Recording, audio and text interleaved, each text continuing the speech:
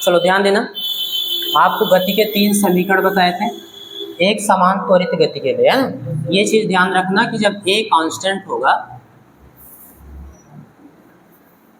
यानी कि नियत होगा तो 3 समीकरण आप लगा सकते हो। v equal to u plus a t, s is equal to u T plus half A T square, v square is equal to u square plus 2as। ठीक है, ये तीनों गति के समीकरण हम लोग पढ़ लेते हैं और तीनों का हम लोगों ने निगमन भी किया। एक तो सूत्र विधि से कर लिए, दूसरा ग्राफ मेथड से भी किए और तीसरा कलन विधि से भी किए, तीनों, है ना। मैंने कहा था एक समीकरण और पढ़ाएंगे, चौथा समीकरण, है ना, और थोड़ा इंपॉर्टेंट, वो भी इसी के लिए होगा, एक समान त्वरित गति के लिए। देखो तो आप हेडिंग बनाओगे उसमें,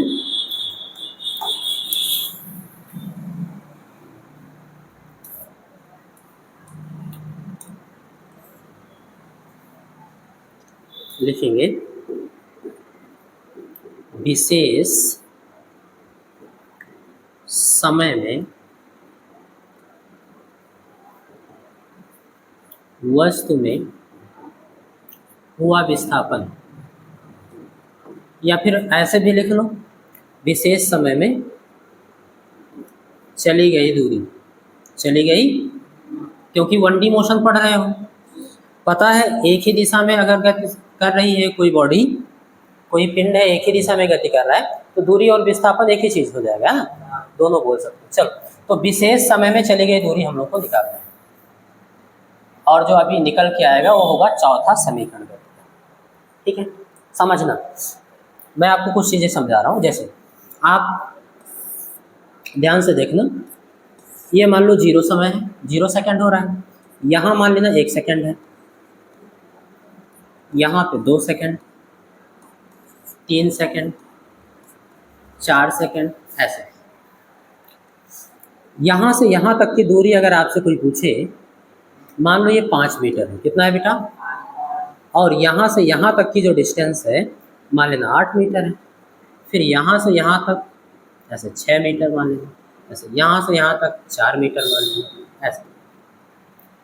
मैं आपसे पूछूं कि भैया 1 सेकंड में चली गई दूरी 5 मीटर, मैं आपसे कह रहा हूँ कि भैया 2 सेकंड में चली गई दूरी 8 5 13, 2 सेकंड में, तो यहाँ से यहाँ तक एक और यहाँ से यहाँ तक एक, 2 सेकंड। बात समझ में आ रही है, 0 से ही तो कैलकुलेट। ठीक है भैया, 2 सेकंड में 8 5 13। आपसे पूछ रहा है कोई भैया 3 सेकंड में चली गई दूरी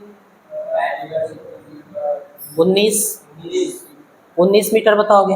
आपसे कोई पूछे 4 सेकंड में चली गई दूरी 23 मीटर। अब ध्यान देना, 1 सेकंड में चली गई दूरी 5 बता दिए, 2 सेकंड में चली गई दूरी 8 मीटर। मैं पूछ रहा हूँ दूसरे सेकंड में चली गई दूरी,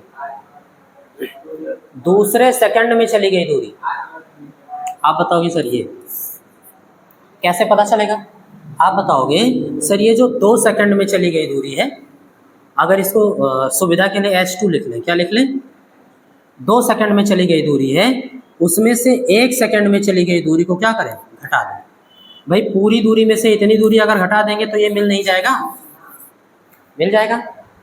समझ आ रहा है? दोबारा से देखो, मैं आपसे पूछ रहा हूँ 3 सेकंड में चली गई दूरी 19, बताओगे 19 मीटर। तीसरे सेकंड में चली गई दूरी, ये कैसे पता चला?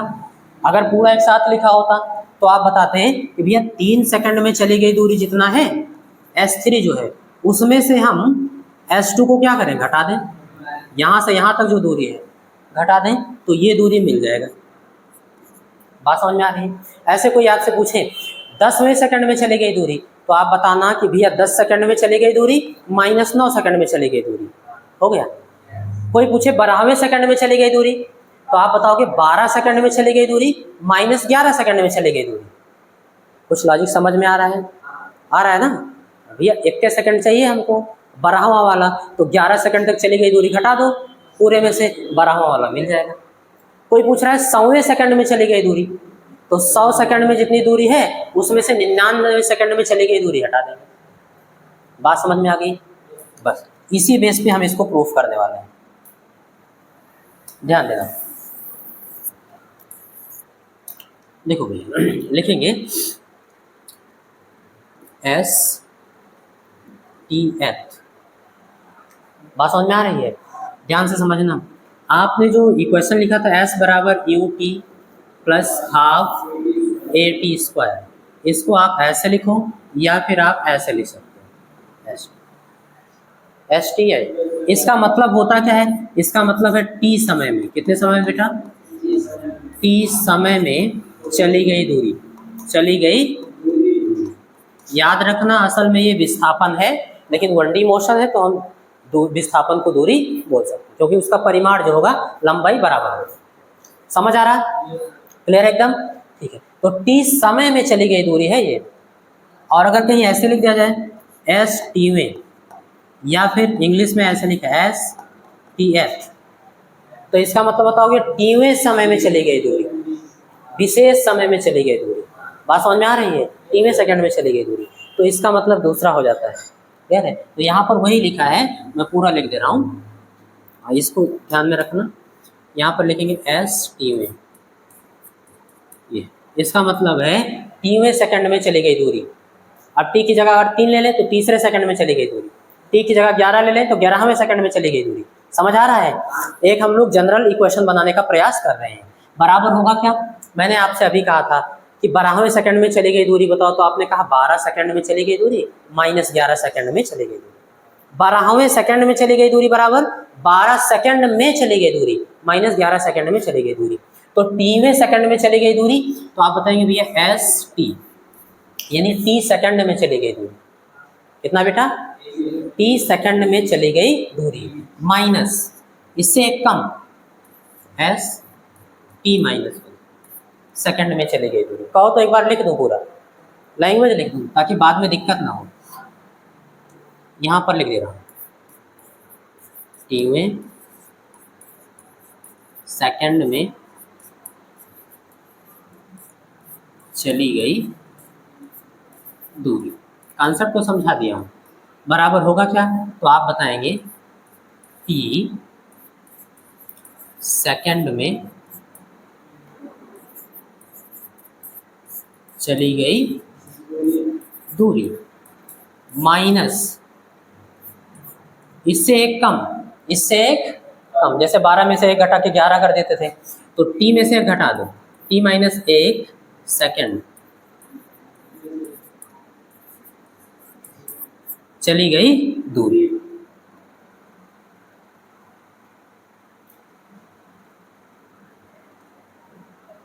एक सेकंड में चली गई दूरी। बताओ समझ आ रहा है?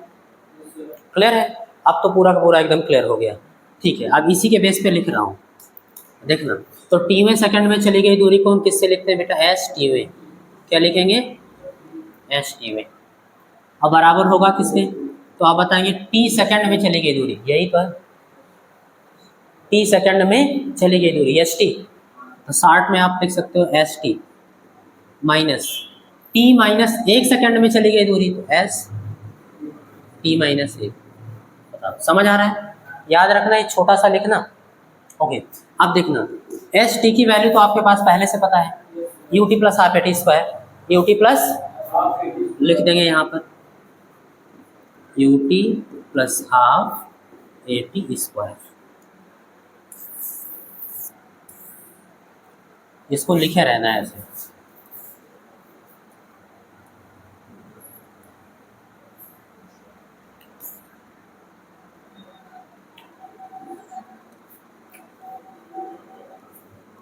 हाँ, टी समय में चली गई दूरी, ठीक है। ओके, अब उसी से फार्मूले से लिख रहे हैं, टी समय में चली गई दूरी U T plus half A T square minus S T minus 1। तो जहां जहां यहाँ टी है वहां वहां टी माइनस 1 रख देना। क्या लिख देना? T minus 1। तो यू, यहाँ पे पहले ब्रैकेट लगाना है क्योंकि एक से अधिक पद है। अरे भाई, यू टी की जगह क्या लिखेंगे बेटा? टी माइनस 1 और फिर plus half A T square है। क्या है? टी स्क्वायर का मतलब टी माइनस 1 का। समझ आ रहा? ओके,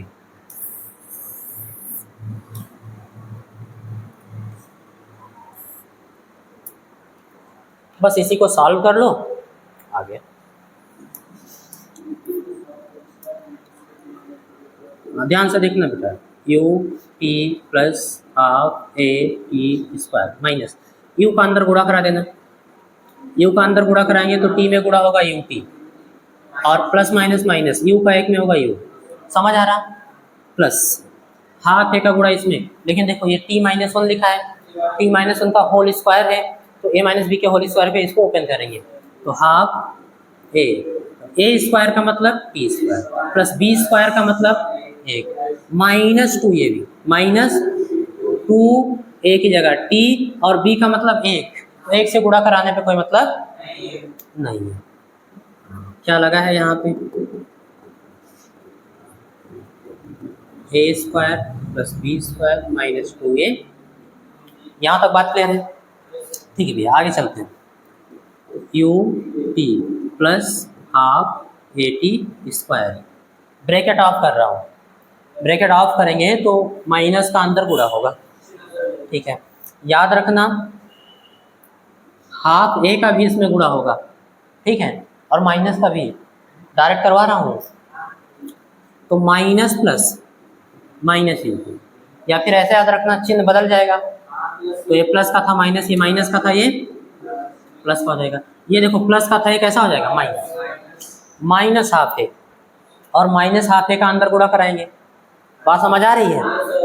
तो minus plus minus half A T square minus plus minus एक था ना, एक से गुणा कराएंगे तो वही आ जाएगा हाफ ए, और माइनस माइनस प्लस हाफ ए, और इसमें किसका गुणा कराएंगे? Two T.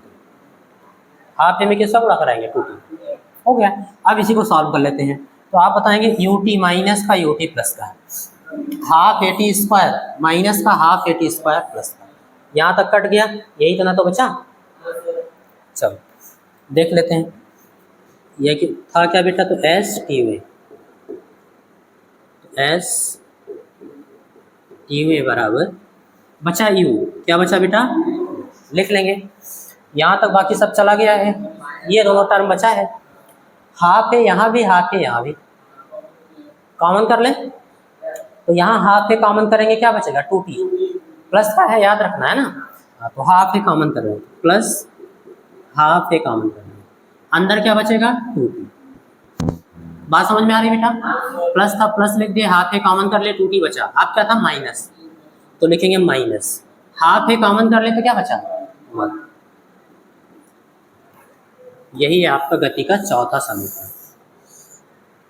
याद रखना जब आपसे कहेगा स्पेशल सेकंड में चली गई दूरी बताओ, कोई विशेष समय दे दिया इसमें चली गई दूरी बताओ, तो ये समीकरण लगा सकते हो अगर बहुत जल्दबाजी में हो तो, नहीं तो मैंने आपको कॉन्सेप्ट बता दिया, मैंने आपको कॉन्सेप्ट बता दिया, उसी से लगा दो।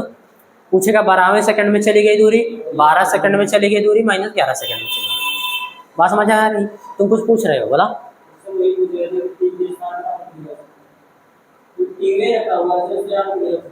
हाँ, अरे इसी के लिए तो बनाया हूँ, है ना, दिखाने के लिए थोड़ा ना बनाया कि टी की जगह टी ही लिखा रहेगा।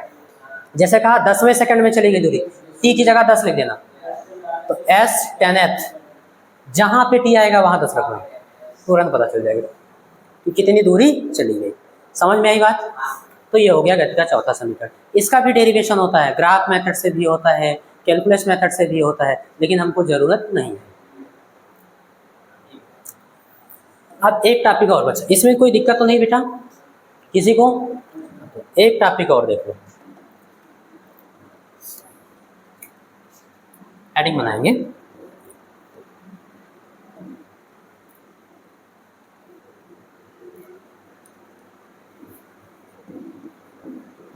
मोशन अंडर ग्रेविटी, मीन्स गुरुत्व के अधीन गति। क्या देखेंगे बेटा? गुरुत्व के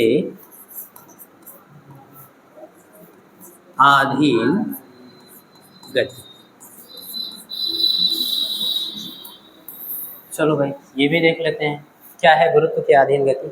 समझना ध्यान से, कोई सड़क है, कोई रोड है, इस पे कोई कार दौड़ रही थी ऐसे, पुराने ज़माने वाली है, काम चला लो, ठीक है, पता नहीं कौन सा आगे कौन सा पीछे है ना, बस दौड़ रही है। चलो मान लेना इस पे दौड़ रही है, तो फिर जो रेस होता है, एक्सीलेटर होता है, जो त्वरक होता है, बात समझ में आ रही है, वो आपके हाथ में होता है या पैर में होता है। आप अपने अनुसार उसका वेग बढ़ाते हो और घटाते हो, बात समझ में आ रही है, जैसी ज़रूरत होती है। तो त्वरण आपके हाथ में है ना, त्वरण उत्पन्न करना आपके हाथ। वहाँ पर आपका त्वरण, और अगर वेग बढ़ा रहे हो तो त्वरण होता था पॉजिटिव, और वेग घटा रहे हो तो नेगेटिव होता था, उसको रिटार्डेशन यानी कि मंदन बोलते थे। बात समझ में आ रही है, त्वरण और मंदन ये चीज़ हम लोग पढ़ चुके हैं, ये आपके हाथ में। लेकिन अगर यही कार ऊपर से ऐसे छोड़ दिया जाए, गिर रही हो, तो इसके हाथ में तो कुछ नहीं होगा ना, फिर किसके होगा, ग्रेविटी की। गुरुत्वीय क्षेत्र में आप आ गए। अब गुरुत्वीय क्षेत्र में इस कार का जो गिर रहा था मुक्त रूप से, जैसे ये मार्कर है, मैं इसको छोड़ रहा हूँ, ऐसे गिर रहा है, तो ये रास्ते में कुछ नहीं कर सकता। इसके वेग में परिवर्तन की जो दर होगी उसको हम लोग गुरुत्वीय त्वरण बोलेंगे। त्वरण ना बोल करके क्या बोलेंगे, गुरुत्वीय त्वरण बोलेंगे। कब, जब कोई वस्तु पृथ्वी के गुरुत्वीय क्षेत्र में मुक्त रूप से गिर रही है। बात समझ में आ रही है, तो ऐसा आप लिख सकते हो। पहले तो गुरुत्वीय त्वरण क्या होता है ये जानो, फिर इसको समझा पाएंगे, है ना। तो देखो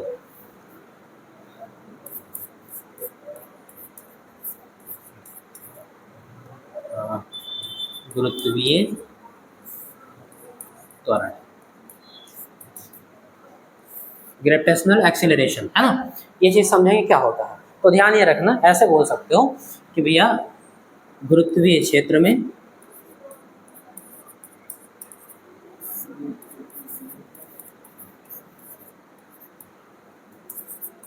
वस्तु के वेग में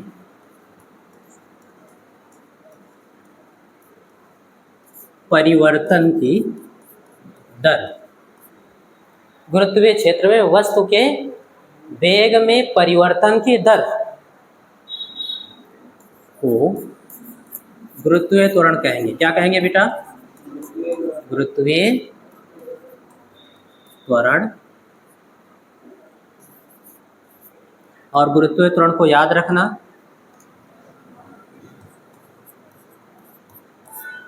हम लोग किससे लिखते हैं, स्मॉल जी से। किससे लिखेंगे, कहते हैं।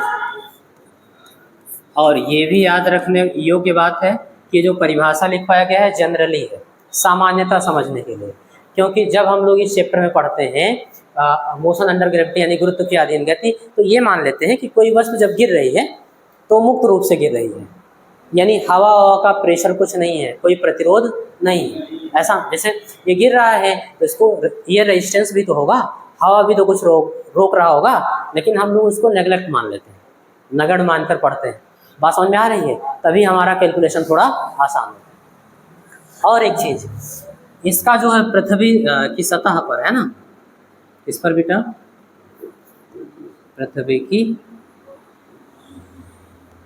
सतह पर G is equal to 9.8 metre पर सेकेंड स्क्वायर, लगभग आप बोल सकते हो कि 10 के आसपास है। किसके है बेटा, 10 मीटर प्रति सेकेंड। ये इसकी वैल्यू होती है, कांस्टेंट होती है। लेकिन आप ये भी पढ़ चुके हो 9th में कि गुरुत्वीय त्वरण G का मान घटता बढ़ता है पृथ्वी तल से ऊपर जाने पे और पृथ्वी तल से नीचे जाने पे। हम लोग इसको 9th में प्रूफ करते हैं, 10th में भी पढ़ेंगे लास्ट चैप्टर में, फर्स्ट पेपर पे। क्लियर।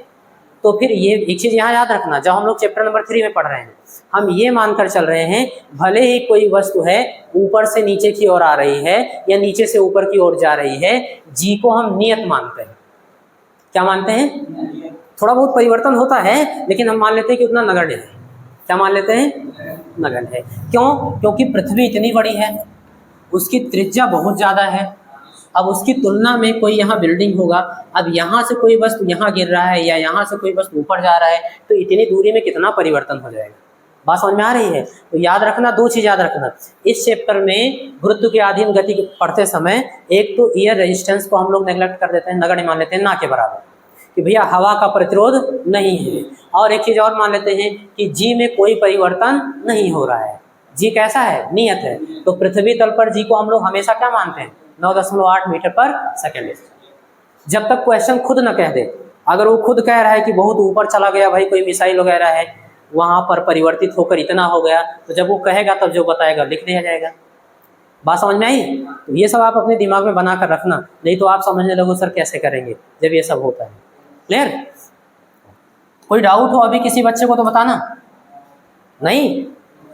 ठीक है, तो इसको ऐसे बॉक्स बना के रख लो, ये काम लगेगा। इसके बारे में थोड़ा बहुत जानते रहना। अब याद रखना, अब यहाँ पर त्वरण कौन सा त्वरण होगा? गुरुत्वीय त्वरण। कौन सा त्वरण बेटा? गुरुत्वीय। ओके, ऐसे बॉक्स बना के आप लोग भी अपनी कॉपी में कहीं ऐसे लिख लेना, बात करना। अब हम लोग पढ़ने वाले हैं गुरुत्व की अधीन गति। अभी तक तो उतना बेसिक चीजें समझ रहे थे, ठीक है। अब ध्यान देना, समीकरण आपका क्या होता है गति का समीकरण? तो आप बताएंगे b बराबर u प्लस एटी, एस बराबर U T plus half eighty square और बी स्क्वायर बराबर यू स्क्वायर प्लस 2a। लेकिन जब गुरुत्व की अधीन गति पढ़ेंगे तो दो तीन चीज उसमें परिवर्तित कर देंगे। क्या क्या? सबसे पहले भैया देखो, b वही रहेगा, u वही रहेगा, a इसको बदलेंगे, है ना, टाइम भी वही रहेगा, s बराबर U T plus half eighty square इसको बदलेंगे, है ना, यू टी हाफ a तो वही रहेगा, ठीक है। बस बी स्क्वायर और बी स्क्वायर प्लस दो चीज़ को, ए को और यस को बदलेंगे। देखो लिखेंगे क्या? लिखेंगे हियर, यहाँ पे जो आप त्वरण लेते थे, क्या लेते थे बेटा? उसको गुरुत्वीय त्वरण लिखेंगे, जी लिखेंगे। जब गुरुत्व के अधीन गति कराएंगे वहाँ पर जब समीकरण लिखना होगा तो जहाँ पहले त्वरण ए लिखते थे वहाँ पर गुरुत्वीय त्वरण जी लिख देंगे। बात समझ आ रही है? ओके। एंड जहां पर आप s लिखते थे विस्थापन, यहां पर आप h लिख देंगे। क्या लिख देंगे बेटा? ऊंचाई। बात समझ में आ रही है? भाई 1D मोशन पढ़ रहे हैं तो ऐसा तो है नहीं कि इधर उधर गति करते हुए जाएंगे, या तो ऊपर की तरफ और या तो कोई वस्तु ऊपर जाएगा या फिर कोई वस्तु ऊपर से, एक ही डायरेक्शन में पढ़ेंगे गुरुत्व के अधीन गति। और अगर ऐसे गति हो रही तब तो उसमें त्वरण यही लगेगा, ठीक है। समझ आ रहा है? तो ये दो चीज परिवर्तित करेंगे, और अगर ये दो चीज परिवर्तित करेंगे तो समीकरण क्या बन जाएगा? तो आप बताओगे गुरुत्व की अधीन गति 1D मोशन पढ़ेंगे तो यहाँ पर पहला समीकरण b बराबर u प्लस एटी होता था, तो a की जगह क्या लिखेंगे? बात समझ आ गई? ओके। दूसरी बात, दूसरा समीकरण क्या होता था? s बराबर, तो s की जगह क्या लिखेंगे? h बराबर U T plus half A T square, तो ए की जगह जी टी स्क्वायर। समझ आ रहा ना? वो सब पहले से पता चल जाएगा आपको। अच्छा, तीसरा समीकरण अगर हम देखें तो आप पढ़ते थे वी स्क्वायर बराबर यू स्क्वायर प्लस 2a की जगह एस की जगह, तो गुरुत्व के अधीन गति पढ़ेंगे तो ये समझ। अब यहाँ एक प्रॉब्लम है, गुरुत्वीय त्वरण जी कहीं कहीं पॉजिटिव हो जाएगा, कहीं कहीं निगेटिव हो जाएगा। इसको भी समझ लेते हैं ना, तो ध्यान से समझना थोड़ा सा। पहला केस ऐसे लिख लेना, केस फर्स्ट। आप मान लीजिए कि आपके पास ये ग्राउंड लेवल है,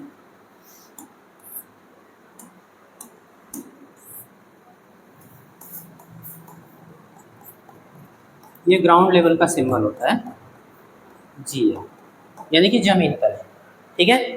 अब यहाँ पर कोई बॉडी है, कोई भी पिंड है ऐसा, ये,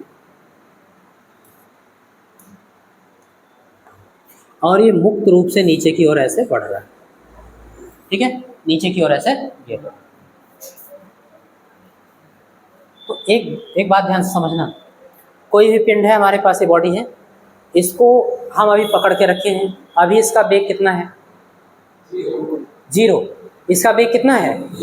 और छोड़ेंगे तो नीचे आकर कुछ ना कुछ वेग से गिरेगा, यानी कि जब ये नीचे आ रहा था बॉडी तो इसका वेग बढ़ रहा था। थोड़ा सा दिमाग लगाओ, इसका वेग क्या हो रहा था? बढ़ रहा था। बात समझ में आ रही है?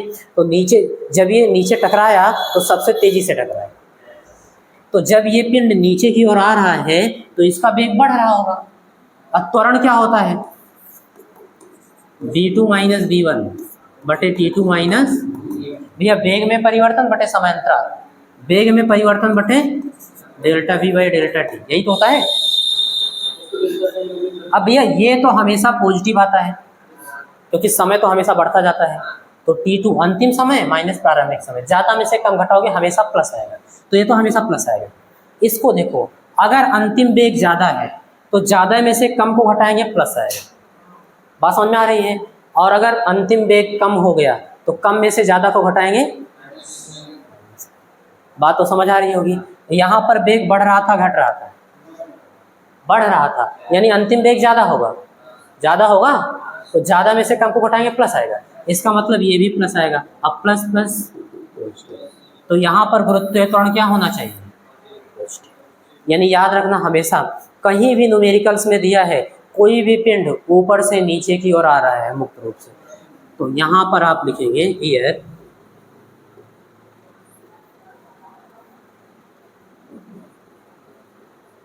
यहाँ पे जी कैसा होगा बेटा, धनात्मक होगा, बात समझ आ रही, ओके।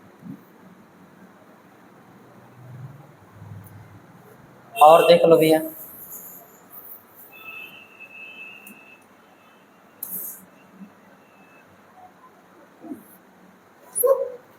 केस सेकंड, मान लो ये बॉल है और इस बॉल को हम लोग नीचे से ऊपर भेज रहे हैं, ऐसे नीचे से ऊपर की तरफ भेज रहे हैं, बात समझ में, ध्यान समझना।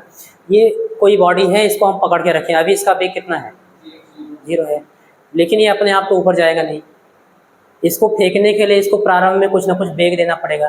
भाई इसको तो छोड़ दिए थे अपने आप आ गया था, लेकिन इसको प्रारंभ में कुछ ना कुछ वेग देना पड़ेगा, तो इसलिए जब इसको फेंकेंगे बल लगा के तो इसका प्रारंभिक वेग यू कुछ ना कुछ होगा। मान लो 10 मीटर पर सेकंड से फेंके, कितना, 10 मीटर पर सेकंड से इसको फेंके। अब ये कहीं ना कहीं जाकर रुकेगा और वहां से नीचे गिर जाएगा, बात समझ में आ रही है। ये रुक क्यों रहा है, ये ऊपर जाके रुक क्यों रहा है, इसको हम लोगों ने वेग दिया था 10 मीटर पर सेकंड, तो ये रुक क्यों रहा है ऊपर जाके, इसको तो जाना चाहिए था आगे। आप बताएंगे सर लगातार इसका वेग घटता जा रहा है, लगातार इसका वेग घटता जा रहा है, बात समझ आ रही है। हाँ, तो एक समय आता है कि इसका वेग 0 हो जाता है, ऊपर जाकर के इसका वेग कितना हो जाता है, जी, जब 0 हो जाएगा तब रुक जाएगा और वहां से फिर नीचे आके धड़ाम से गिर जाएगा, बात समझ आ रही है। तो ये बॉडी जब ऊपर जाएगी तो इसका अंतिम वेग कहीं ना कहीं होगा और वो हो जाएगा जी। आप बताओ त्वरण निकालना होगा, गुरुत्वीय त्वरण जी बराबर, ध्यान समझना, ध्यान समझना, गुरुत्वीय त्वरण जी बराबर, आप बताओगे अंतिम वेग कितना है 0 माइनस प्रारंभिक वेग 10 बटे जो भी समय अंतराल लगा वो तो पॉजिटिव ही रहेगा, हाँ, बड़ी संख्या का चिन्ह माइनस 10 बटे न्यूटन, बताओ नेगेटिव आया नहीं आया, नेगेटिव आया कि नहीं आया। तो आप बताओगे फटाक से इन दिस कंडीशन यानी इस दशा में गुरुत्वीय त्वरण जी कैसा होगा भैया, नेगेटिव, कैसा होगा बेटा, ऋणात्मक होगा।